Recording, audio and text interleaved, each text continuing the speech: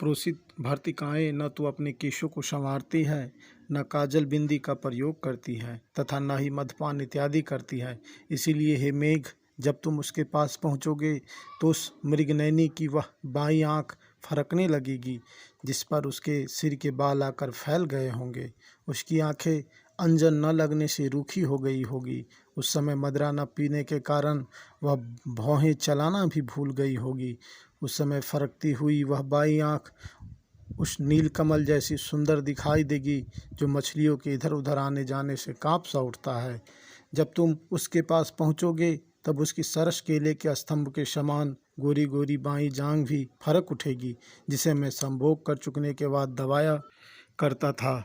अब उस जांघ पर न तो तुम्हें मेरे नाखूनों के निशान मिलेंगे और न ही दुर्भाग्यवश उस पर मोती की करधनी ही परी मिलेगी जिसे वह बहुत दिनों से पहनती चली आ रही थी। हे जलद, तुम्हारी उपस्थिति के समय मेरी प्रियतमा यदि निद्रा सुखों को प्राप्त कर रही हो तो तुम गर्जन किए बिना उसके पीछे बैठकर एक प्रहर तक उसके जगने की प्रतीक्षा कर लेना। हो सकता है मेरी प्यारी किसी प्रकार स्वप्न में मुझसे कसकर लिपटी हुई हो। मेरे कंठ में परी हुई उसकी भुजाएं नींद टूटने से कहीं छूट न जाए। एक प्रहर की प्रतीक्षा के बाद भी यदि वह अपनी आंखें न खोले तब तुम मालती के नए फूलों के समान कोमल मेरी प्राण प्रिया को अपने जल की नन्ही नन्ही बूंदों से युक्त हवा के झोंकों से जगा देना। जिस प्रकार नवीन जल कणों को पीकर चमेली की कलियां विकसित एवं हरी भरी हो जाती हैं, वैसे ही वह भी जलकन युक्त हवा के झोंकों से तरोताज़ा एवं स्वस्थ हो जाएगी। इस प्रकार जगने से अपनी आंखें खोलकर जब वह झरोखों से तुम्हारी ओर एकटक देखने लगे तो तुम बिजली को छुपा लेना। इसके बाद तुम अपने धीमे गर्जन के शब्दों में उस माननी से वार्तालाप आरंभ कर देना। तुम धीर व गंभीर होकर अपने संदेश को सुनाना। यदि तुमने हड़बड़ाहट में कुछ कहा तो तुम्हारे वचन स्खलित होंगे और स्खलित वचनों के संदेश को सुनने से भ्रम तथा अनिश्चय का भय बन जाएगा। तुम मुझसे कहना, हे सौभाग्यवती, तुम मुझे अपने प्रिय पति का परम मित्र समझो। मैं मेघ हूँ और तुम्हारे प्रियतम का संदेश लेकर तुम्हारे पास आया हूँ।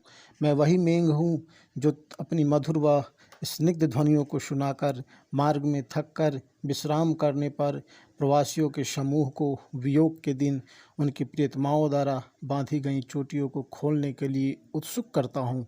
मैं उन बटोहियों के हृदय में घर लौटने की हड़बड़ी मचा देता हूँ जो अपनी स्त्रियों की उलझी हुई एक हरी चोटियाँ सुलझाने के लिए उतावले रहते हैं।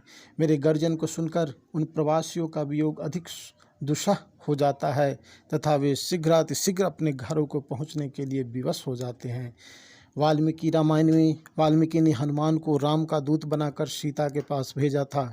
इसी से प्रेरणा लेकर मैंने तुम्हें अपना दूत बनाया है। जिस प्रकार अशोक वाटिका में निवास करती हुई सीता जी ने पवन पुत्र हनुमान जी की बातें सुनी थी, उसी प्रकार मेरी प्रियतमा भी तुम्हारी ओर मुख करके बड़े चाव से, बड़े ही प्रफुल्लित मन से और बड़े ही आदर से कान लगाकर तुम्हारा दिया हुआ संदेश सुनेगी।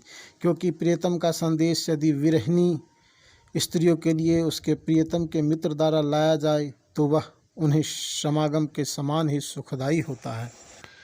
हे आयुष्मान मेघ, तुम मेरे कहने पर, मेरे प्रार्थना करने पर, मुझ पर उपकार करते हुए तथा स्वयं को कृतार्थ करने के लिए मेरी प्रियतमा के पास जाकर उसे कहना, हे अबले, तुम्हारा बिछड़ा हुआ पति रामगिरी पर्वत पर स्थित आश्रम में कुशलता से है।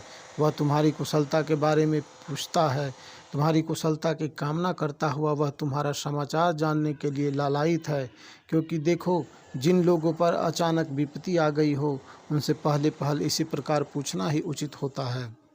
तुम उसके पास जाकर उसे सांत्वना देना और कहना, प्रतिकूल भाग्य के कारण दूरी पर बैठे हुए तुम्हारे प्रियतम का मार्ग तो बैरी विधाता ने रोका हुआ है।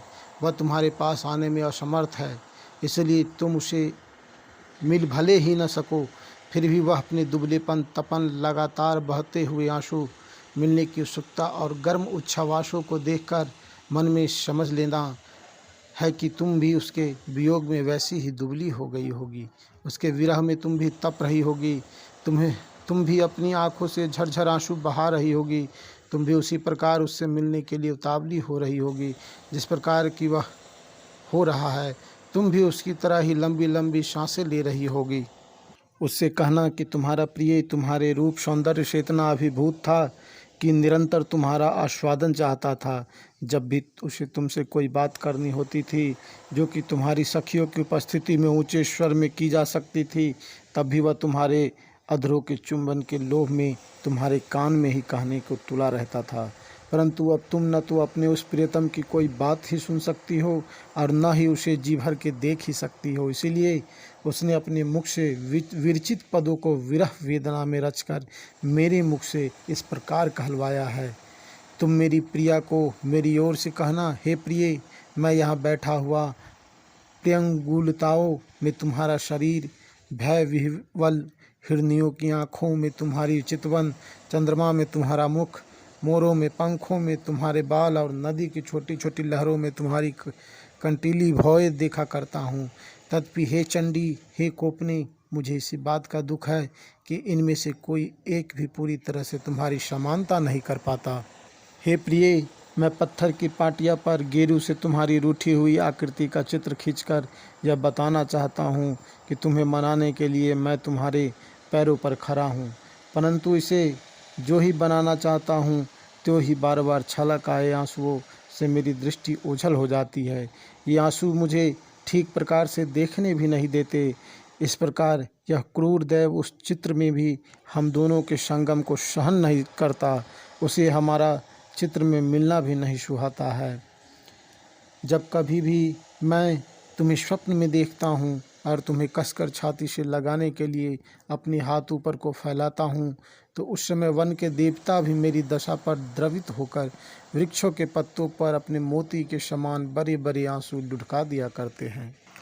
सुशीलता, सुकुमारता आदि गुणों से संपन्न हे प्रिय, देवदार के कोमल पत्तों को अपने झोंकों से तत्काल तोड़कर और उसके रस की गंध लेकर हिमालय की जो पवन दक्षिण की ओर चली आ रही है, उसे मैं यही समझकर हृदय से लगा लेता हूँ कि ये उधर से तुम्हारे शरीर का स्पर्श करके आ रही होगी। हे चंचल नैनों वाली, मैं हृदय से यही कामना किया करता हूँ कि विरह काल की लंबे लंबे 3 प्रहर वाली रात्रियाँ किसी प्रकार क्षण भर के समान छोटी हो जाए और किसी प्रकार दिन की तपन भी जाती रहे, परंतु मेरी यह दुर्लभ प्रार्थना यूं ही बेकार जाती है। न तो रात के ही क्षण कम होते हैं और न तपन की ज्वाला ही कम होती है। उस पर उस तिल तिल करके जलाने वाले बिछोह की ज्वाला से मेरा दिल ही बैठ जाता है। हे प्रिय, मैं बहुत कुछ सोच विचार कर अपने मन को धैर्य बंधाने का यत्न करता हूँ। इसी प्रकार तुमसे भी मैं यही कहूँगा कि तुम भी दुखी मत होना। संसार में ऐसा कौन व्यक्ति है जो निरंतर सुख को प्राप्त करता हो या निरंतर दुख को ही प्राप्त करता हो? ऐसा कोई भी तो नहीं जिसे सदा सुख या दुख ही मिले। सुख दुख किसी पर भी सदा नहीं रहते, ये तो चक्र के समान कभी नीचे तो कभी ऊपर कोई यूं ही आया और जाया करते हैं। पहले हम सुखी थे, अब दुखी हैं तथा पुनः सुखी होंगे ही। इसलिए तुम अधीर न होना और मेरे लौटने की प्रतीक्षा करना। हे प्रिय, कुछ मास बाद देवोत्थानी एकादशी आएगी। उस दिन भगवान विष्णु शेषनाग की अपनी शैया से उठेंगे। उसी दिन मेरे श्राप की भी अवधि पूर्ण हो जाएगी। अतः शेष बचे हुए 4 महीनों को तुम आंखें बंद करके बिता देना। उसके बाद तो हम दोनों अपने बिछोह के दिनों में सोची हुई अपने मन की सब इच्छाएं शरद की सुहावनी रातों में पूर्ण कर ही लेंगे। हे मेघ, तुम मेरी प्राण प्रिया से कहना, तुम्हारे प्रियतम ने यह भी कहलवाया है कि एक बार जब तुम मेरे गले से लगी हुई मेरी पलंग पर सो रही थी और अचानक किसी कारण से ऊंचे स्वर में रोती हुई जाग गई थी, तब मैंने बार बार तुम्हारे रोने का कारण पूछा था, तो तुमने अपनी मीठी मुस्कान बिखेर कर मुझको उत्तर दिया था, हे धूर्त, मैंने स्वप्न में देखा था कि तुम किसी अन्य स्त्री के साथ रमन कर रहे थे, इसीलिए स्वप्न में मैं रो पड़ी थी। जब तुम उसे यह बतलाओगे तो उसे पूरा विश्वास हो जाएगा कि तुम उसके पति के मित्र हो, क्योंकि यह एक रहस्य की बात है जिसे हम दोनों के अलावा कोई नहीं जानता। हे कजरारे नैनों वाली, इस पहचान के प्रस्तुत करने पर तुम समझ लेना कि मैं कुशलता से हूँ। लोग यदि तुमसे कुछ कहे तो उनके कहने मात्र से तुम मेरे प्रेम पर संदेह मत कर लेना। पता नहीं क्यों लोग यह क्यों कहा करते हैं कि विरह में प्रेम कम हो जाता है। सच तो यह है कि जब चाही हुई वस्तु किसी को नहीं मिलती तो उसको पाने के लिए मनुष्य की लालसा और भी अधिक बढ़ जाती है। उस समय उसका संक्षिप्त प्रेम और अधिक घनीभूत हो जाता है। हे मित्र मेघ, प्रथम वियोग में तीव्र दुख से व्याकुल अपनी भौजाई को इस प्रकार धैर्य बंधाना, उसका कुशल समाचार पाकर और उसे किसी प्रकार की कोई निशानी लेकर तुम मेरे पास जल्दी ही उस कैलाश पर्वत से लौट आना जिसकी चोटियां महादेव जी के नंदी ने उखाड़ दी है, और फिर यहाँ आकर प्रातःकाल खिले हुए कुंद के फूल के समान टपक पड़ने वाले मेरे प्राणों की तुम रक्षा करना। हे प्रिय मेघ, तुम मुझे यह बताओ कि तुमने मेरा यह प्रिय और योग्य कार्य करने का निश्चय कर लिया है अथवा नहीं। इस विषय में यदि तुम मुझे उत्तर नहीं दोगे तो भी मैं इसे तुम्हारी अस्वीकृति नहीं मानूंगा। मैं तुम्हें भली प्रकार से जानता हूँ। मेरा दृढ़ विश्वास है कि तुम मेरा यह कार्य अवश्य कर दोगे। मैं जानता हूँ कि जब पपीहे तुमसे जल मांगते हैं तो तुम बिना उत्तर दिए ही उनको जल दे देते हो। अतः यह उचित ही कहा गया है कि सज्जन पुरुषों से जब कोई कुछ मांगता है तो वे मुँह से कुछ न कहकर उसे वह वस्तु दे देते हैं। जो कहता है परंतु करता नहीं वह दुर्जन होता है, और जो कहता नहीं केवल करके दिखाता है वह सज्जन होता है। हे जलद, चाहे प्रेम भाव के कारण अथवा यह वियोगी होने से अत्यंत दुखी है, यह सोचकर मुझ पर करुणा करके मेरे संदेश वहन रूप कार्य को अवश्य करना। तुम पहले मेरा यह कार्य कर देना और फिर अपना बरसाती रूप लेकर जहाँ चाहो वहाँ चले जाना। मैं तो यही कामना करता हूँ कि तुम्हारी प्रिय बिजली से एक क्षण के लिए भी तुम्हारा वियोग न हो। तुम कभी भी उस दुख को न भोगो जो इन दिनों मैं और मेरी प्रीतमा भोग रही है। वृद्धजनों का मानना है कि मेघदूत का कथानक यही तर्क है। मल्लिनाथ की संजीवनी टीका भी यहीं तक उपलब्ध है तथा अन्य कोई भी प्राचीन टीका इस पद से आगे के पद पर नहीं है।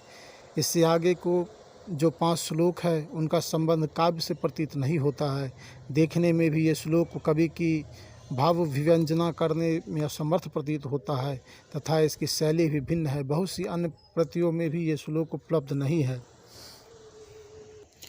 यक्ष के द्वारा इतना कहा जाने पर उसका संदेश लेकर बादल जब वहाँ से चला तो कभी पहाड़ियों पर तो कभी नदियों के पास, कभी नगर में ठहरता हुआ थोड़े ही दिनों में कुबेर की राजधानी अलकापुरी में पहुंच गया।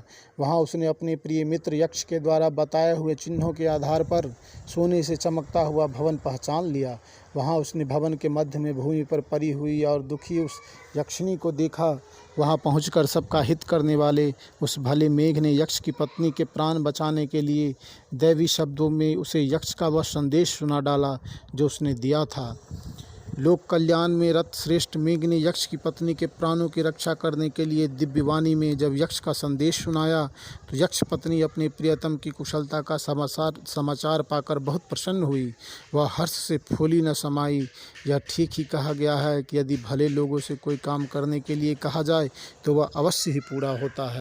जब यक्षराज कुबेर को इस बात की सूचना मिली कि उसके द्वारा शापित यक्ष ने मेघ के माध्यम से अपनी पत्नी का संताप हरने के लिए संदेश भेजा है तो उसे यक्ष पर बड़ी दया आई। उसका सारा क्रोध जाता रहा। उसने तुरंत अपने शाप का अंत कर दिया। शाप पूर्ण हुआ जानकर यक्ष वापस अपनी पत्नी के पास आ गया। इस प्रकार दोनों पति पत्नी का पुनः मिलन हुआ। उसका सारा दुख जाता रहा और वे प्रसन्नतापूर्वक अपना जीवन बिताने लगे। दूसरी ओर यक्षराज कुबेर ने भी उन दोनों के लिए हर प्रकार का सुख लूटने की पूरी व्यवस्था कर दी ताकि वे अपने बीते हुए वियोग के दिनों को भूलने का प्रयास कर सके। भगवती काली के चरण कमलों में प्रणाम करके महाकवि कालिदास ने सुंदरता से सजाए हुए शब्दों में इस प्रकार के सुनिर्मित ललित पदों वाले मेघदूत नामक काव्य की रचना की। यह रचना वियोग के समय उन लोगों का मन बहलाएगी जो वियोग के कारण रति सुख से वंचित रह गए हैं। साथ ही इसमें मेघ की अत्यंत चतुराई का तथा कवियों की बुद्धि व कल्पना का परिचय भी